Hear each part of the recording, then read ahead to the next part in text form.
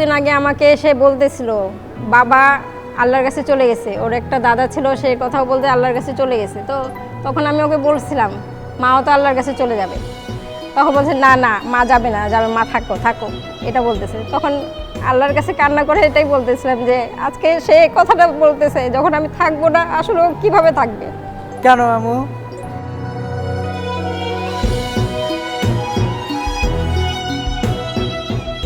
2 বছর যখন ওর বয়স ছিল তখনই ধরা পড়ছিল।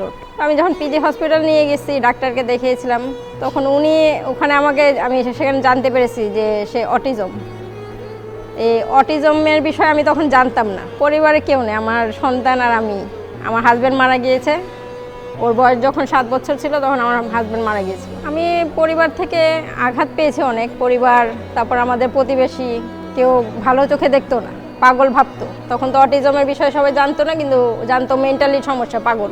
সেজন্য তাদের বাসাও আমাকে ডাকতো না। কোনো বিয়ের সাথে অনুষ্ঠান হোক বা কারো কোনো প্রোগ্রাম হচ্ছে, অনুষ্ঠান হচ্ছে, সেখানেও যেতে পারতাম। ওকে নিয়ে আমি একাই অনেক স্ট্রাগল করেছি।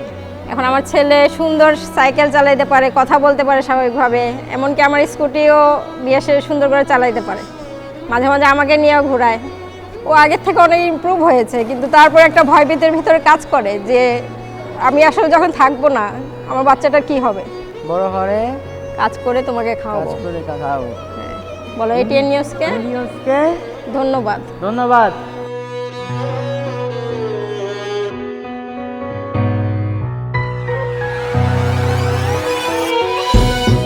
পাওয়ার parents 2026 supported by BKMEA, Bangladesh Knitwear Manufacturers and Exporters Association, Impact Partner Opsonin Pharma, Hygiene Partner Boshundhora Tissue, Rare Disease supported by Jas Pharma, Proud Partners Milk Vita, Rehab Real Estate and Housing Association of Bangladesh, Smart Technologies, Brothers Furniture, Swan Foam, NRB Bank, Step Footwear, Malik Seeds, RICL TMX, Delta LP Cash, Zenith Pharmaceuticals, Impulse Hospital, Evaros International School,